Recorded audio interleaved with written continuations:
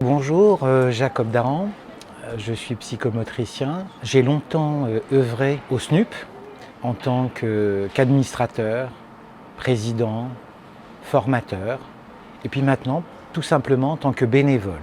Mon activité principale pour le SNUP, c'est d'être dans cette interface entre les organisations régionales, départementales qui organisent ces journées et l'organisation SNUP.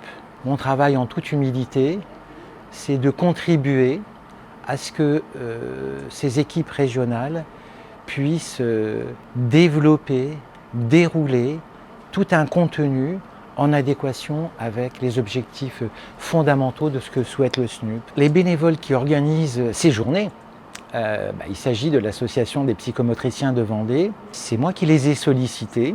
Il y a eu très peu de réticence sur l'énormité du travail à faire, plutôt un intérêt, et donc j'avais invité il y a 4 ans, je pense que c'était à Dijon, 2 psychomotriciennes de cette association pour venir prendre un petit peu la mesure de ce à quoi ressemblent nos journées.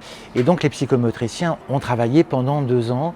C'est un travail de bénévole qui du coup donne une coloration tout à fait particulière à ces journées. Ces bénévoles, au moment de se constituer en ce qu'on appelle un comité d'organisation, se réunissent à partir d'un thème défini pour essayer de confronter ce que chacune a comme représentation de la thématique.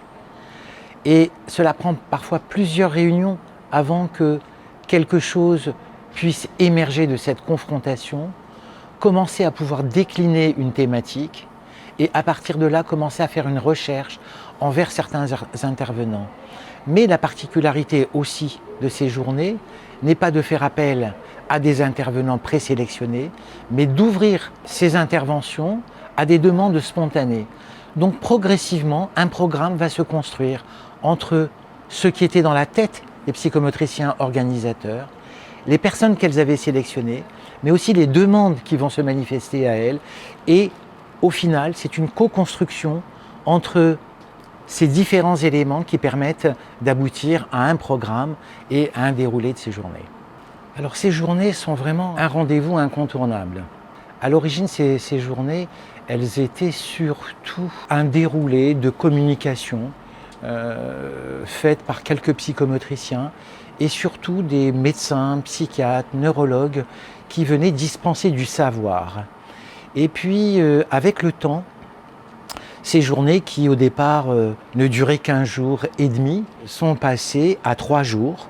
Et j'ai œuvré avec d'autres personnes pour que ces journées, effectivement, puissent entrer dans un cadre où il s'agit de donner pas de l'information, mais de la formation. Une confrontation entre à la fois des personnes qui sont dans la transmission, mais aussi des psychomotriciens qui sont dans une position de vouloir recevoir. C'est un rendez-vous incontournable parce que, au final, c'est, je crois, le seul rendez-vous où la profession se réunit 1 fois par an.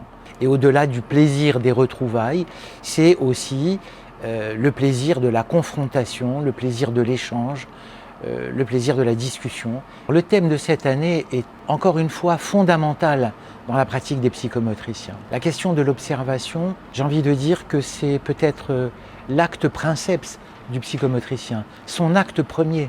Au final, depuis une 50aine d'années, nous sommes là à nous interroger sur comment observer, comment penser la personne. Et d'ailleurs, dès le départ de ces journées, nous avons opéré un glissement entre ce à quoi on voulait nous enfermer, à savoir la rééducation, pour nous orienter vers la thérapie.